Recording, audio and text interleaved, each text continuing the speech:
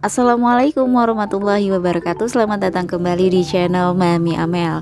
Halo, apa kabar sahabat Mamel? Hari ini aku akan memperlihatkan koleksi kokedama aku yang kapan waktu juga sudah pernah aku buatkan video. Hanya saja waktu itu penataannya pada satu batang pohon yang sekarang sudah aku gunakan untuk menata tanaman anggrek. Nah, sekarang untuk kokedama aku gantungkan ya seperti ini. Jadi biar lebih estetik sih sebenarnya, karena selain dari menghemat tempat juga karena teras aku juga terbatas. Jadi ini salah satu penataan yang aku rasa lebih menarik ya untuk di pinggir kolam dan juga penghematan tempat. Oke sahabat Mamel, untuk pembuatannya pun sudah aku pernah buatkan video dan cara penyiramannya, perawatannya ya sahabat Mamel. Karena untuk kokedama ini sebenarnya tanaman apa aja sih bisa dibuat kokedama ya sahabat Mamel. Nah, untuk kokedama ya di tempat aku memang sudah bertambah nih dari yang sebelumnya. Nah, apa aja sih kokedama yang di tempat aku ini? Nah, untuk yang pertama ini ada kokedama sirih lemon nih ya. Ini memang seger banget nih gitu. Yang terlihatnya hijau kuning ya, cerah. Dan ini aku buatkan kokedama yang memakai moss ya sahabat Mamel. Untuk sirih gading ini pun ada beberapa kokedamanya ya yang aku sudah buat, karena memang mudah banget kan tanaman ini untuk diperbanyaknya, untuk dirawatnya itu mudah banget. Jadi untuk dibuatkan kokedama pun tidak masalah ya, apalagi dengan medianya yang menggunakan moss juga gitu.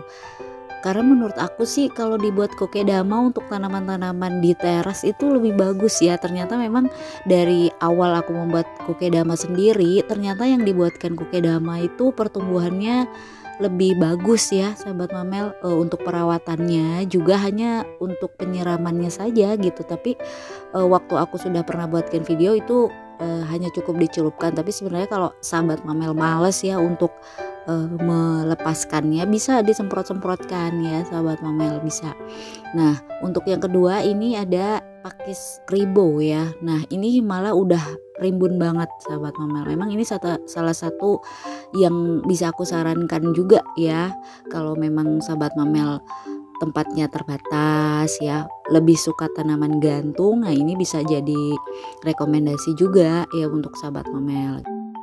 Malah ada beberapa tanaman aku di rumah yang ketika aku tanam di dalam pot itu malah mengalami busuk, mengalami kering ya gitu. Tapi langsung aku buatkan kokedama, dia malah tumbuh tunas dan kemudian rimbun lagi. Nah, itu penyebabnya mungkin karena terlalu berlebihan dalam penyiraman atau air yang tidak keluar secara sempurna dari bawah pot itu ya. Tapi nah, ini merupakan satu solusi ya sahabat Mamel. Aku berbagi pengalaman aja ya. Nah, kemudian ini yang selanjutnya ada Sansevieria centong. Nah, ini juga salah satu tanaman yang bisa aku rekomendasikan untuk dibuatkan kokedama karena bandel banget sahabat Mamel ya. Dan ini lucu ya sahabat Mamel, untuk tanaman ini sudah pernah aku bongkar waktu itu karena sudah mengeluarkan tunas, jadi sudah kurang bagus tampilannya. Kemudian aku buka dan aku buatkan lagi ya. Nah, ini seperti ini, dia tuh estetik banget sih menurut aku, jadi kayak tunas kelapa ya sahabat Mamel.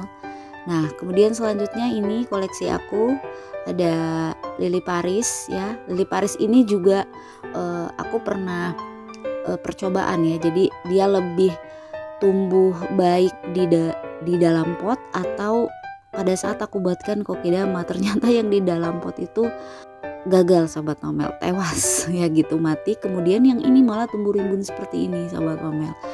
Jadi memang sudah terlihat bahwa memang untuk tanaman ini tidak bisa terlalu banyak air dalam penyiraman ya.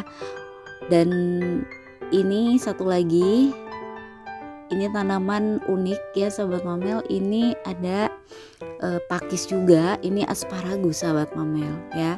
Tanaman ini biasa dipakai untuk hiasan-hiasan ya sahabat Mamel. Ini juga kalau menurut aku ini tanaman dari zaman dulu sih ya kan. Biasa dia dikombinasikan dengan bunga anggrek ya. Tapi menurut aku ini cocok banget kalau dibuatkan kokedama ya sahabat Mamel. Oke, untuk penempatan kokedama pun sebenarnya ada aturannya juga ya sahabat Mamel, sama halnya seperti kalau kita menempatkan tanaman di pot ya. Jadi kita perlu perhatikan tanaman yang kira-kira bisa langsung mendapatkan sinar matahari atau harus diberikan naungan ya, atau di tempat yang teduh gitu. Jadi jangan sampai juga salah memutuskan untuk dibuatkan kokedama tapi tetap gagal ya sahabat Mamel.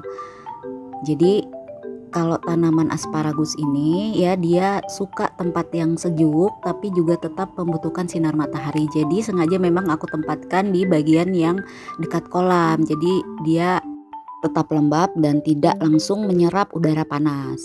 Oke, selanjutnya ini ada kokedama Lady Fern. Nah, ini memang agak sedikit kering-kering nih sahabat Mamel, karena ini baru banget aku buatkan kokedama. Tapi nggak apa-apa sahabat Mamel, ini tuh tanaman bandel banget, dia lagi penyesuaian. Jadi nanti mungkin beberapa minggu ke depan dia baru akan menjadi segar ya, dan tumbuh tunas-tunas baru lagi. Oke, untuk jenis dari tanaman pakis-pakis itu memang kalau aku sih sangat menyarankan untuk bisa dibuatkan kokedama ya, karena pertumbuhannya pun jadi lebih bagus dan lebih estetik loh sahabat Mamel. Nah, kemudian ini yang di sebelahnya juga masih ada sirih neon ya, atau sirih gading lemon ya.